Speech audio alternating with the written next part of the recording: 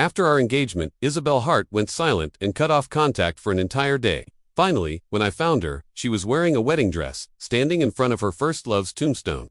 My fiancée, Isabel Hart, cried as she said, "When I was 18, I swore to marry only you, but unfortunately, you died and left me alone in this world. I'm about to marry someone who loves me very much, but I don't love him. If the groom were you, how wonderful that would be." I stood behind her, listening as she spoke of our 7 years together.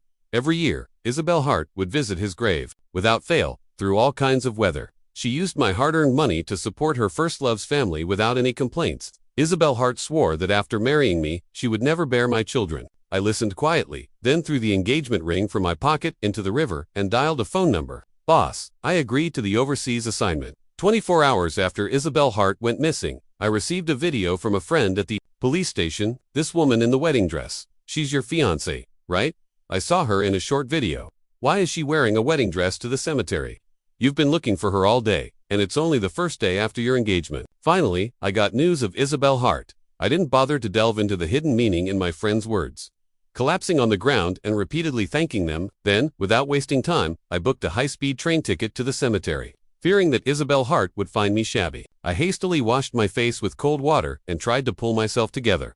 Fortunately, when I arrived, Isabel Hart was still there, wearing the glaring white wedding dress, her eyes swollen and red from crying. I assumed the person she was mourning must have been a close relative. Unable to resist, I took a step forward, intending to speak to the tombstone, and promised that I would spend my life making Isabel Hart happy and that she should rest in peace. But after 24 hours without food or water, my throat was sore that no sound came out. At that moment, the cemetery guard remarked, "There are still such loyal girls in the world. It's really rare. She hasn't eaten or drunk anything and has been crying the whole day. For 10 years, every year without fail, she comes to visit her dead first love. While his family hasn't shown this much dedication." My mind shook. I suddenly looked at the engraving on the tombstone, and the words were clearly visible. "Widow Isabel Hart's beloved Daniel Wilson's tomb." It was obvious that she had carved those words herself. At this point, Isabel Hart's voice came back. "To me, when I was 18, I swore to marry only you, but unfortunately, you died and left me alone in this world. I'm about to marry someone who loves me very much, but I don't love him. Daniel Wilson, don't I look beautiful in this wedding dress? If the groom were you, how wonderful that would be." By the end of her words, her tears flowed more and more, becoming like countless needles densely pierced my heart, making my whole body ache. Just yesterday, Isabel Hart and I had ended our 7-year-long relationship and finally gotten engaged. But at the engagement party, she had been absent. Even when I put the ring on her finger, she hesitated for a moment. Later, Isabel Hart disappeared without a word, leaving me to entertain the guests, forcing a smile and explaining to others that she was just tired.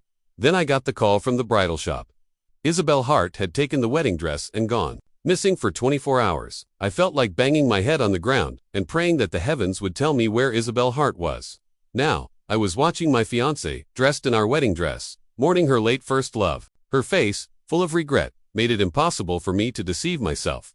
"Isabel Hart, I love you so much. How can you say you are only settling for me?" At that moment, Isabel Hart continued speaking. "My fiancé treats me very well. He gives me at least 100,000 yuan every month, which I give to your parents. They're not having it easy either. Don't worry, after we get married, I'll still come to visit you.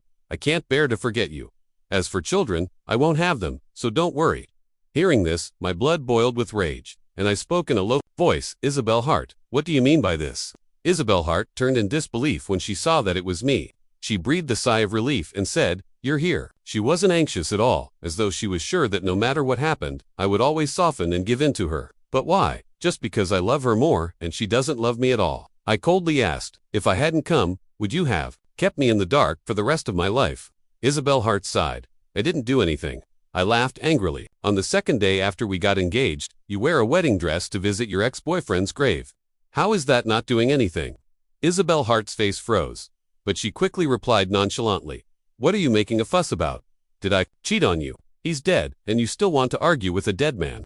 I knew you were petty, but I didn't expect it to be to this extent." But Isabel Hart, spiritual infidelity is 1,000 times worse than physical infidelity. I endured the dull pain in my chest and choked out, "Isabel Hart, do you still have me in your heart?" Isabel Hart pursed her lips, only focused on wiping the almost imperceptible dust off the tombstone, and finally turned to face me directly. "I will marry you. That's my answer." But she avoided talking about love. I took several deep breaths, forcing myself to calm down. "Isabel Hart, We're about to get married. If you really want to be with me, you have to forget the past. There can't be a third person between us, not even a dead one. My words were harsh, but my tone was humble. Perhaps even now, I hoped that after 7 years, Isabel Hart would have at least a little bit of love for me. Isabel Hart walked toward me, looking at me sincerely. Daniel Wilson is dead. Stop acting like a jealous husband and making unreasonable demands. Okay, we were together because you saved me. That's all, I promise you. From now on, I won't have any other man but you. You will have the most obedient wife in the world if you really love me. You'll agree to my proposal. After saying that, she brushed past me, the soft veil brushing against my cheek, ruthlessly reminding me that none of this was a dream. Leaving the cemetery, I walked aimlessly until I reached the riverbank. When Isabel Hart and I first got together, we often came here for dates, laughing and chatting as we walked by the river. But now, she and I were on different paths, and I walked here with a heavy heart. Isabel Hart and I met when we were volunteering at an orphanage. While I grew up there after losing my parents, Isabel Hart was there just to do good deeds. Isabel Hart always gave off a sense of detachment. I pursued her for 2 whole years without her agreeing. It wasn't until one day, when I risked my life getting a concussion while protecting Isabel Hart from a group of thugs, that she finally gave in. A campus goddess and an orphan poor boy, such an unlikely pair. From then on, Isabel Hart and I developed our relationship, surprising everyone who thought it wouldn't last. Isabel Hart carried me to the school hospital when I had a fever in the middle of the night and stayed by my side all night long. She made me lunch when I couldn't afford food, never mentioning the countless times she burned herself in the process when I was struggling to finish my graduation thesis because I had to work part-time. Isabel Hart quietly gathered all the data I needed and helped me revise my paper.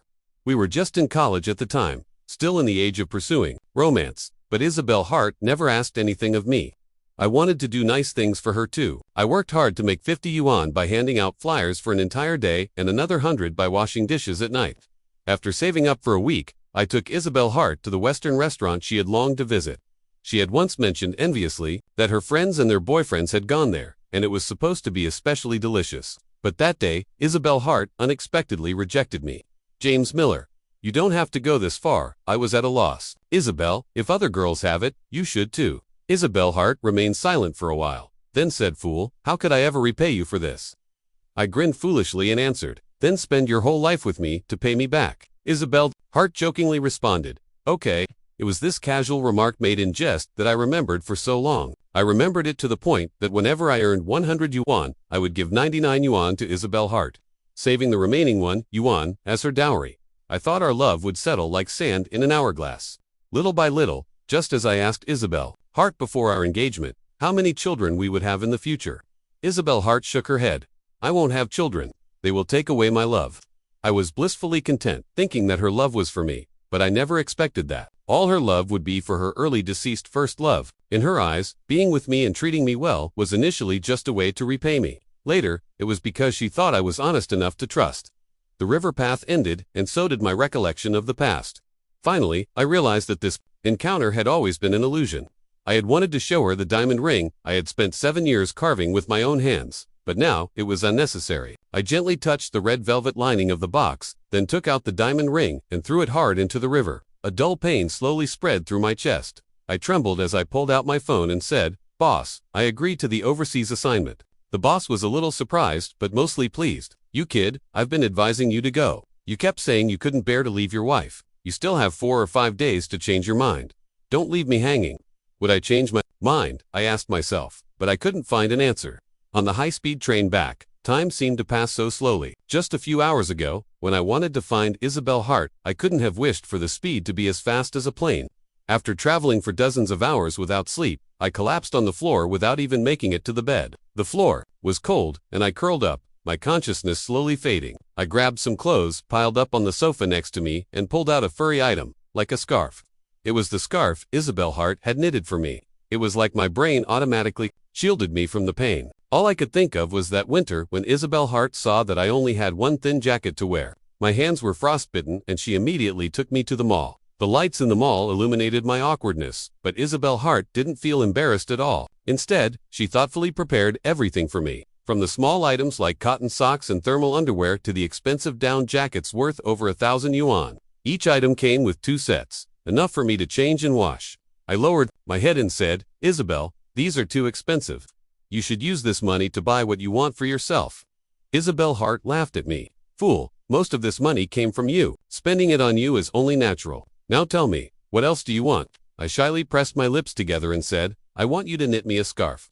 Nothing too complicated, just something would be fine. Isabel Hart flicked my forehead lightly. Don't worry, I'll knit you the best, the most beautiful scarf. She kept her word and made me the best and most beautiful scarf in the world. I wore it for 7 years. The scarf brought me warmth, and I became lost in the memories of Isabel Hart's flower-like smile from that year. Unable to stop myself, I dialed her number. Isabel, I miss you so much. I don't know when the call ended, but when I woke up, I found myself lying on a soft bed. Isabel Hart, who had left in anger just a few hours ago, was there. She was holding a small table and said reproachfully, You're such a fool, not wearing your clothes properly, not eating well, and a big man like you fainting from low blood sugar. Good thing you called me. Now, drink this bowl of porridge and honey water. I stared at her in a daze. Why are you here? Isabel Hart handed me a spoon and said impatiently, Isn't it because someone was being all spoiled and said they missed me? My heart softened instantly, and I wanted to throw myself into Isabel Hart's arms and cry. Isabel Hart looked at my expression and smiled contentedly. Eat now. I have something to tell you after you're done. My hand froze in midair. Sensing danger, what is it? Isabel Hart adjusted her sitting position awkwardly and said, It's nothing serious.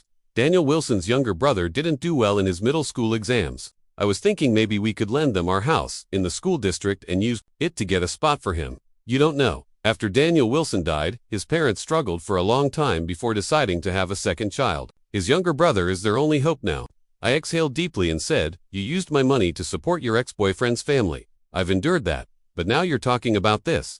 What about our future children? Isabel Hart looked displeased. Who said I'm going to have children for you? You're dreaming. If it's really necessary, just give me another 200,000 yuan, and I'll go buy him a spot. Unable to hold back any longer, I flipped the table over. Isabel Hart, get this straight. Who is your family? For the first time, Isabel Hart saw me opposing her so strongly. Furious, she shouted, You won't even agree to such a small request, and we're not even married yet. You've already shown your true nature. I looked at her face, now twisted with anger, and said with deep disappointment, Isabel Hart, is it true that between me and Daniel Wilson, your first choice will always be him? If he were still alive, you wouldn't even be with me. Isabel Hart crossed her arms and said, Yeah, so what? Can you stop making me choose between meaningless options? It's so annoying. You have no idea what Daniel Wilson meant to me. If he were alive, he would give me everything I wanted, unlike you, who's always so indecisive. The way Isabel Hart praised Daniel Wilson was so different from what I had researched about him. But now that I had the answer in her heart, I felt a huge weight lift from my chest. I smiled and handed her the phone. Then, congratulations, you got your wish. Daniel Wilson isn't dead, but it's not much better because he just got out of prison. Do you want to see him? Go ahead. Isabel Hart eagerly grabbed the phone, looking it over several times, muttering, It's actually true. As she hurriedly turned to him, I calmly spoke, Isabel, if you leave, I'll go abroad for the assignment and the wedding will be off. Isabel Hart gave me a regretful look and said, James Miller, I'm just going to see him. I'll be back to accompany you tonight. You'll wait for me, right? She didn't care about my answer and left without looking back. I smiled. Isabel Hart, I no longer need you by my side, and I won't be waiting for you as you think forever. In the same place. After Isabel Hart left, I went out to prepare for my overseas assignment. I packed my essentials and headed to the hot pot restaurant, ordering only the tomato broth. Isabel Hart liked spicy food, and after we got together, I forced myself to tolerate chili peppers, secretly taking medicine for my stomach issues. The tomato broth, which seemed ordinary to others, was actually a flavor I hadn't tasted in a long time. I've always been grateful to Isabel Hart for giving up all the other great suitors and choosing to date me, sacrificing so much. But in reality, I kept compromising for her, and in the process, I lost myself without even realizing it. The time, money, and love I gave Isabel Hart piled me up into nothing more than a puppet for her, constantly anxious over her every smile and frown. Now I'm truly tired. The entire afternoon, I ate all the snacks I liked but Isabel Hart hated, and bought Gundam toys that I liked but Isabel Hart thought were childish. I went through a process of letting go, a kind of decluttering where I gave up loving Isabel Hart. Holding on to these trophies, I returned home, and it was already evening. Isabel Hart was back. She was crouched on the floor in the bedroom closet, rummaging through my clothes and packing them neatly. I didn't want to misinterpret her actions and think she was packing my luggage, so I directly asked, What are you doing? Isabel Hart paused and awkwardly smiled. I saw you have a lot of clothes that you don't wear. Since Daniel's coming back, I thought I'd give him some. I looked at the clothes in her hands. These were not clothes she thought I didn't wear. Some hadn't even had their tags removed. I sneered. You're really good to your ex. Isabel Hart angrily tossed the clothes aside. What's with your sarcastic tone? Which of these clothes isn't something I bought for you? Who I give them to is my business. I opened my suitcase without replying, shoving clothes for the business trip inside, casually saying, you bought them, but it's my money you spent, isn't it? The year before graduation, my independently run app exploded overnight, making me my first million, and I successfully set up my own studio. From then on, I never made Isabel Hart worry about money. Even when she maxed out my card shopping in the mall, I just applauded her. But I would never let her use my money to support another family. Isabel Hart, as if my words hurt her, raised her voice. James Miller, you've always hated me not having a job, haven't you? I was genuinely trying to marry you. Is this how you treat me then? She saw my actions and became even more frantic. What are you doing, packing your bags? Are you really going abroad, James Miller? How can you be so selfish? Just because I gave Daniel Wilson a few clothes, you're trying to make a point. I had lost the desire to argue with Isabel Hart, and I said coldly, what exactly do you want from me? You were the one who asked me to make do, and now that your first love is back, you're the one who won't let me leave. Isabel Hart. Isabel Hart staggered to her feet, looking at me with disappointment, retreating a few steps to put distance between us. James Miller, why do you suddenly make me feel so unfamiliar? I instinctively reached out to help her but then withdrew my hand and fell silent. Isabel Hart took deep breaths, seemingly struggling to hold herself together, and then fainted onto the floor. I rushed Isabel Hart to the hospital. Seeing her lying quietly on the hospital bed, looking weak, I couldn't help but feel uneasy. The love I thought would last forever, the one I imagined we would grow old together with, how did it end up like this? After buying dinner and returning, I was about to enter the room when I was deeply shocked by what I saw. A man wearing my clothes was tightly hugging Isabel Hart. I recognized his figure from when I had briefly seen him outside the building. Maybe he was Daniel Wilson. Isabel Hart's eyes were red, sniffling as she asked, Daniel, did you bring me here? Daniel Wilson eagerly responded, yeah, what happened? Why did you suddenly faint? We had planned to go to the movies, but when you didn't come down at the agreed time, I rushed upstairs. Sure enough, even when Isabel Hart returned, it was never to be with me. I couldn't help but laugh bitterly. If I remember correctly, at that time, Daniel Wilson was squatting on the ground, playing with his phone, and was complaining about Isabel Hart being too dramatic about waiting for him. Right, Isabel Hart, in despair, exclaimed, James Miller really doesn't care about me anymore. Daniel Wilson frowned. Did you upset him? Didn't you agree to calm him down? You promised to have him arrange a job for me? Isabel Hart pursed her lips and replied, I tried, but he might really be angry. Daniel Wilson paced nervously. Isabel, you can't ignore me. I went to prison for you. Later, to avoid dragging you down, I had my family tell you I was dead. Isabel Hart confidently said, I've remembered all the good things you've done for me, but in the end, James Miller just wants me to marry him quickly. Only then did Daniel Wilson relax his frown. Isabel Hart, however, wasn't pleased. She playfully complained, seeing me marry someone else makes you this happy. Daniel Wilson quickly soothed her. No, I'm not happy. Not at all. But I don't want you to suffer with me. James Miller is the only one who's remotely suitable for you. Then Daniel Wilson held Isabel Hart's hand carefully, testing, Isabel, the person you truly love is me, right? James Miller has no parents. He only has you. Don't you think that's too cruel to him? I held my breath, wanting to hear Isabel Hart's answer. What did she say? Daniel, all along, the only person I've loved is you, James Miller. No matter how pitiful he is, he can never give me the love that his parents couldn't give him. So, why should I be the one to do that? After saying this, they leaned into each other like two inseparable lovebirds. I quietly watched them, not rushing to question them. Instead, I turned around and left with a sense of cool detachment. Tossing the dinner I had brought into the trash. So many times, I wondered if I was being too selfish. I liked to possess someone all to myself, to obsessively keep them in my thoughts, not enjoying actions based on weighing pros and cons and holding on to the past. I saw how other couples loved and were loved, so I felt unloved. I comforted myself thinking that perhaps Isabel Hart's way of loving was just different. Now I realized what I cared most about was never feeling like I was truly chosen. This 7-year-long relationship turned out to be simply because Isabel Hart needed someone to love and cherish her, and I happened to be the one there. So I shouldn't be bound by these 7 years. I am more than qualified to have the right to say no once I reached that conclusion. The process of James Miller letting go of loving Isabel Hart finally came to a satisfying end. In the following 3 days, Isabel Hart and I had no contact. At first, I was confused, until an unknown account sent me a friend request on WeChat and shared some photos and videos with me that didn't show their faces. I instantly understood. These were recordings of Daniel Wilson and Isabel Hart being affectionate with each other. I didn't pay much attention, and sometimes I would even like their posts, showing off their love on social media, leaving a comment saying, "Nice composition." Isabel Hart finally contacted me just before I was about to board my flight. Her tone was filled with anxiety. "James Miller, why can't I use your family card and bank card? I don't even have money to pay for meals here." A waiter's voice came from the other end. "Ma'am, you and your husband have a total bill of 73,250 yuan. Is there another way to settle the payment?" I smiled. It wasn't me who ate. Whoever ate pays. Why are you coming to me? Isabel Hart became angry and said bluntly, "You're my husband. If you don't spend your money on me, who are you going to spend it on?" It's almost laughable. Isabel Hart, in our 7-year relationship, used my family card even to buy tickets for Daniel Wilson's travels. Over the years, I've given her not just 5 million but at least 2 million. I owe people, but I don't owe Isabel Hart anything. I glanced at the boarding time and said, "Isabel Hart, you might have forgotten we're not married and we broke up a long time ago. As an ex-boyfriend, I don't owe you any favors. As a regular friend, I have no obligation to help you. Didn't you say that if Daniel Wilson was alive, he would give you anything you wanted? Why don't you let him pay for your meal?" I started proposing to Isabel Hart when she was 22. She always delayed and refused. At first, I thought it was because I was too poor and she had no confidence in me. Later, when I had money, Isabel Hart still refused. I could only comfort myself by thinking that Isabel Hart was afraid of marriage.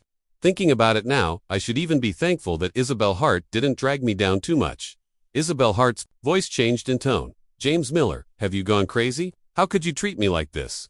I wasted 7 years of my youth on you." I couldn't help but retort loudly, "Your youth is youth, but mine isn't. When I waited up late for you to come home, where were you? When I said I would love you forever, who were you thinking about? When I begged you to leave the past behind and be with me, what did you say? No one will wait for you forever, and I'm no exception." I angrily hung up the phone and immediately blocked Isabel Hart. Even as the plane was about to take off, Isabel Hart still tried to contact me through various social media platforms.